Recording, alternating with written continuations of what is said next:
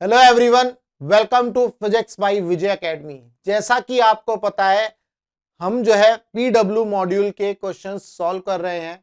Motion in plane की exercise 2, उस exercise के हमने 28 क्वेश्चंस कर लिए हैं। आज की इस वीडियो में 29 एंड 30 ये दो क्वेश्चन करेंगे और कॉन्सेप्ट को ध्यान से समझेंगे। क्वेश्चन नंबर 29 और 28 प्रोजेक्टाइल मोशन के ऊपर ही बेस्ड है। तो क्वेश्चन नंबर 29 से स्टार्ट करते हैं कि क्वेश्चन नंबर 29 क्या कह रहा है। तो चलिए देखते हैं क्वेश्चन नंबर 29 को। ए पॉइंट मास इज प्रोजेक्टेड, एक पॉइंट मास है उसको क्या किया गया, प्रोजेक्ट किया गया है, making an angle theta, making angle with the horizontal, making an angle with the horizontal. और एंगल कैसा है, एक्यूट एंगल है, making an angle that is acute angle if angle between velocity v and acceleration g is theta, if angle between velocity v and acceleration g is theta at any time t during the motion, then theta is given by this। मतलब चार option दिए हमें, चार option में बताना है कि theta क्या होना चाहिए। तो एक पॉइंट मास है जिसको प्रोजेक्ट किया है, भाई मान लेते हैं ये पॉइंट मास है, इसको प्रोजेक्ट किया और ये इस तरह से प्रोजेक्टाइल मोशन के अंदर चला गया। ये हॉरिजॉन्टल लाइन हो गई है और ये हमारी वर्टिकल लाइन, ठीक है।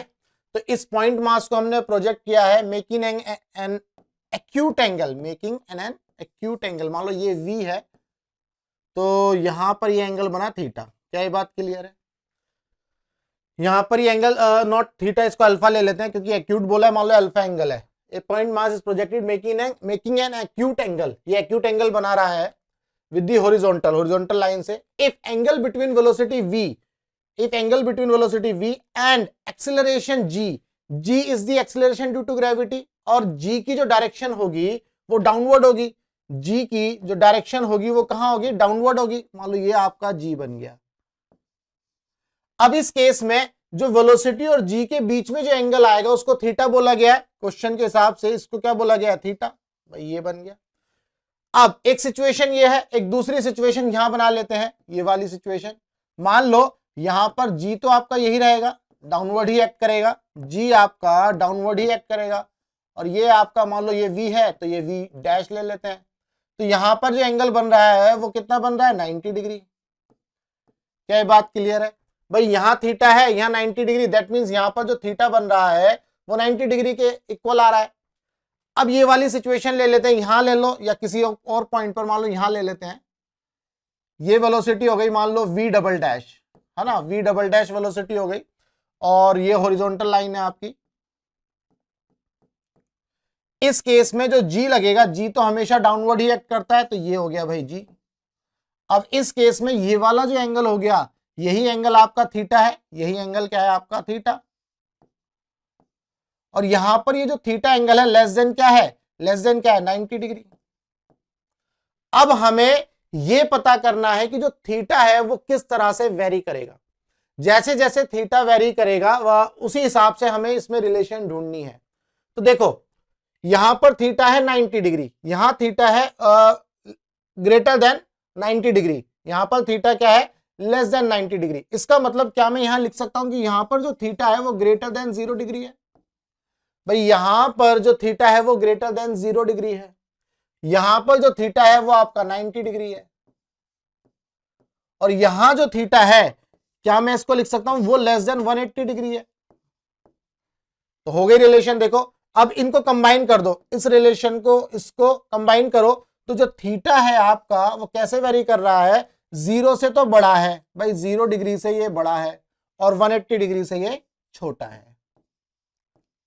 क्या ये बात क्लियर है? 0 से बड़ा है और 180 डिग्री से छोटा है। इस पूरे पाथ पर, इस पूरे पाथ पर जो वेलोसिटी और acceleration due to gravity g है, उनके बीच का जो एंगल है वो इस तरह से वेरी करेगा कि 0 डिग्री से बड़ा होगा और 180 डिग्री से छोटा। इक्वल नहीं होंगे, ध्यान रखना। थीटा इज इक्वल टू 0 हो गया तो ये मोशन अंडर ग्रेविटी वाला केस बन जाएगा। क्लियर है? और अगर 180 भी हो जाता है तो भी ये मोशन अंडर ग्रेविटी वाले केस में आ जाएगा। तो यहां पर थीटा जो है आपका 0 डिग्री से 180 डिग्री के बीच में वेरी करेगा, इसीलिए हमारा फोर्थ ऑप्शन सही हो जाता है। उम्मीद करता हूं इस क्वेश्चन का जो कॉन्सेप्ट है वो आपको समझ में आ गया होगा। तो बेसिकली हमें इसमें वेलोसिटी और एक्सीलरेशन ड्यू टू ग्रेविटी का जो के बीच में जो एंगल है वो बताना था। तो अगर ये कॉन्सेप्ट आपको अच्छे से समझ में आ गया तो भैया वीडियो को लाइक कर देना और चैनल को सब्सक्राइब कर देना। तो ये था क्वेश्चन नंबर 29। अब आगे बढ़ते हैं क्वेश्चन नंबर 30 की तरफ। तो अब क्वेश्चन नंबर 30 क्या कह रहा है इसको ध्यान से समझेंगे। क्वेश्चन नंबर 30 बोल रहा है one stone is projected horizontally from a 20 metre high cliff. एक स्टोन है उसको प्रोजेक्ट किया गया है horizontally from a 20 metre high cliff with an initial speed of 10 meter per second, with the initial speed of 10 meter per second, 10 meter per second की initial speed से a second stone is simultaneously dropped, एक second stone है उसको simultaneously drop किया गया है from that cliff, उस cliff से ही एक second stone को drop कर दिया, एक को horizontally project किया और एक को drop कर दिया। which of the following is true? 4 option है, चारों ऑप्शन में ये बताना है कि कौन सा ऑप्शन ट्रू है। एक बार हम ऑप्शन को पढ़ लेते हैं। Both strike the ground with same speed, that means यहां पर किसकी बात कर रहा है? स्पीड की बात कर रहा है। The ball with the initial speed 10 metre per second reaches the ground first, that means यहां पर किसकी बात कर रहा है? टाइम की। थर्ड ऑप्शन पढ़ लेते हैं। Both the ball hits the ground at different time, तो यहां भी टाइम की बात हो रही है।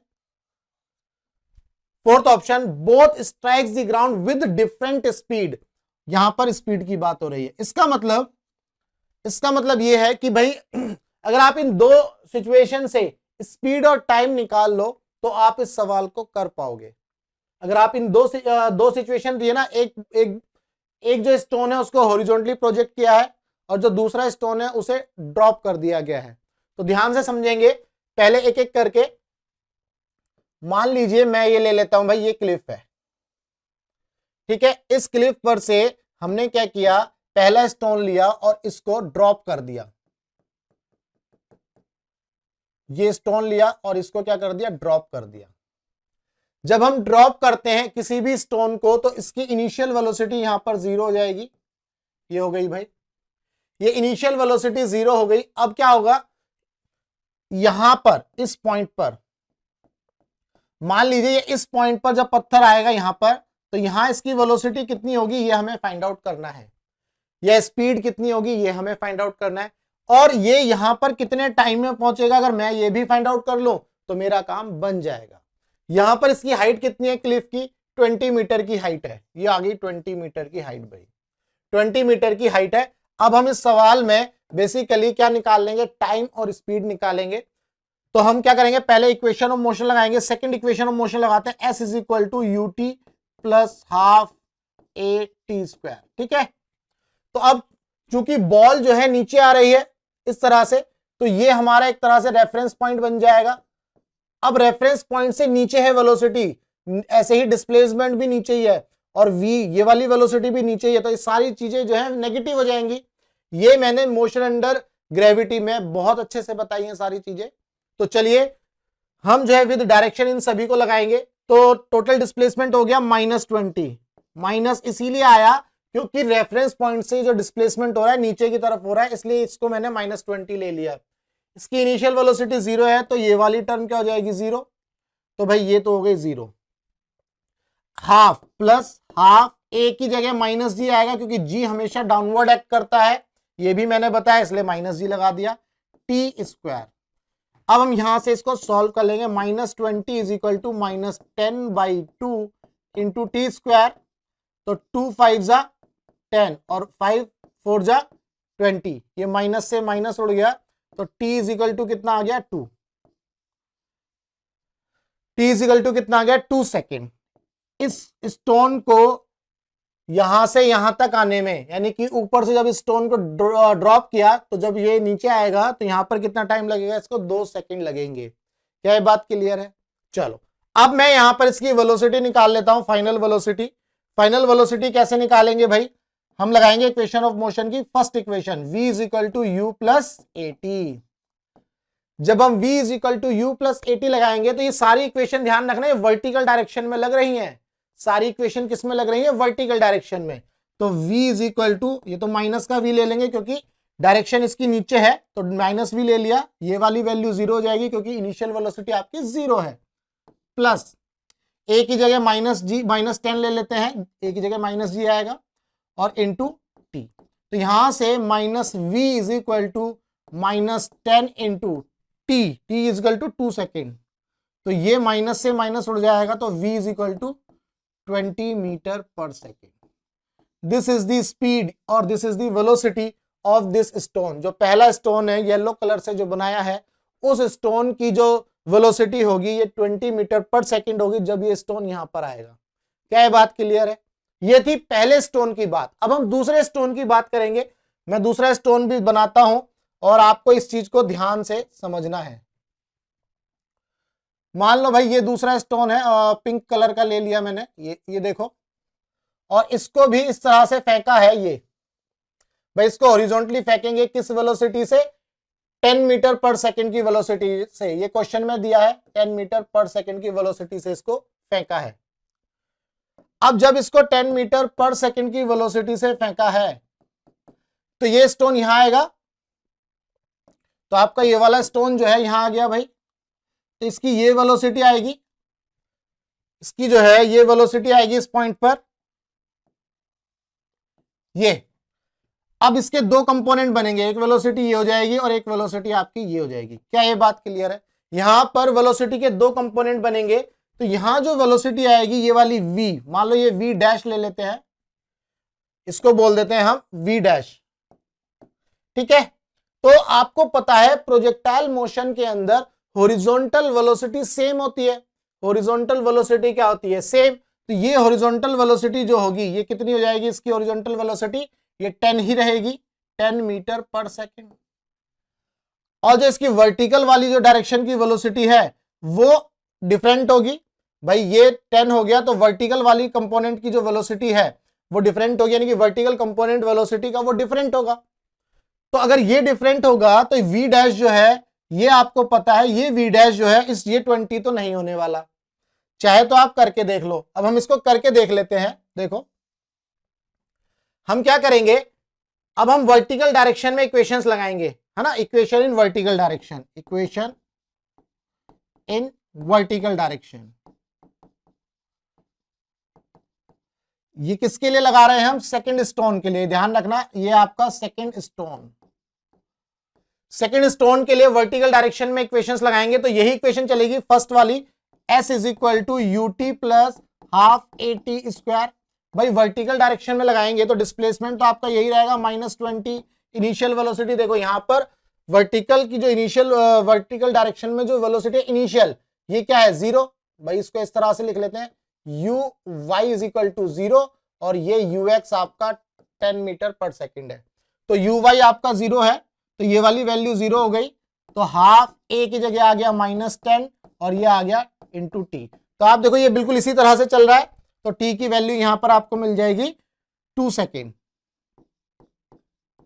तो इसका मतलब ये है कि ये जब दोनों पत्थर आएंगे, एक को ड्रॉप किया और एक को हॉरिजॉन्टल प्रोजेक्ट किया, तो ये दोनों पत्थर जब यहां आएंगे तो दोनों को सेम टाइम लगेगा। दोनों को क्या लगेगा? सेम टाइम लगेगा। ये बात आपको क्लियर हो रही है? क्लियर है? तो दोनों को सेम टाइम लगेगा, ये तो आपको पता चल गया। अब हम स्पीड की भी बात करें, अब अगर हम स्पीड की भी बात करें तो देखो ये टाइम 2 सेकंड आया वर्टिकल डायरेक्शन में। अगर यही इक्वेशन सेकंड स्टोन के लिए लगाएंगे तो आपको v भी 20 ही मिलेगा। करके देख लो चाहे, v is equal to u plus at। तो ये vy uy है ना, इस तरह से कर लो। तो इनिशियल वेलोसिटी 0 है वर्टिकल डायरेक्शन में, तो vy कितना आएगा? a की जगह -10 और t आ गया 2 सेकंड, और vy की डायरेक्शन नेगेटिव हो जाएगी क्योंकि ये vy जो है इस डायरेक्शन में है ना। इसको इस तरह से लिख लो, ये vx आ गया आपका और ये आपका vy हो गया, ठीक है। और vx और vy का जो नेट होगा वो v डैश हो गया। तो यहां से vy आ जाएगा 20 मीटर पर सेकेंड।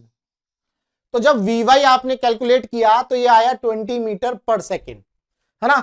और यहां पर जो नेट v आया वो 20 metre per second. That means कि जो वर्टिकल कंपोनेंट है फाइनल वेलोसिटी का वो सेम है, नॉट नेट वेलोसिटी।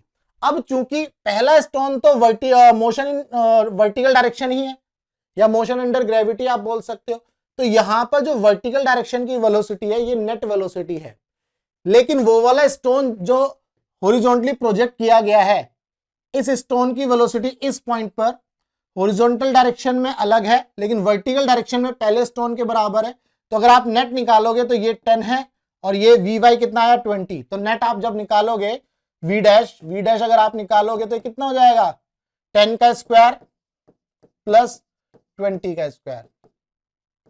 ठीक है भाई, तो ये हो गया 100 plus 400, that mean square root में कितना आ गया 500। तो ये वेलोसिटी 500 जो है वी डैश, ये पहले स्टोन की जो नेट वेलोसिटी है वी, जो कि है 20 मीटर पर सेकंड, उसके बराबर तो कतई नहीं है। ठीक है, अब हम चार ऑप्शन देख लेते हैं और जो मैच करेगा वो आंसर होगा। Both strike the ground with same speed, तो सेम स्पीड तो नहीं है। The ball with initial speed 10 metre per second reaches the ground first. आप देखो जब टाइम की बात आएगी तो टाइम दोनों का सेम था, टाइम दोनों का क्या था सेम, तो इसका मतलब सेकंड भी नहीं होगा।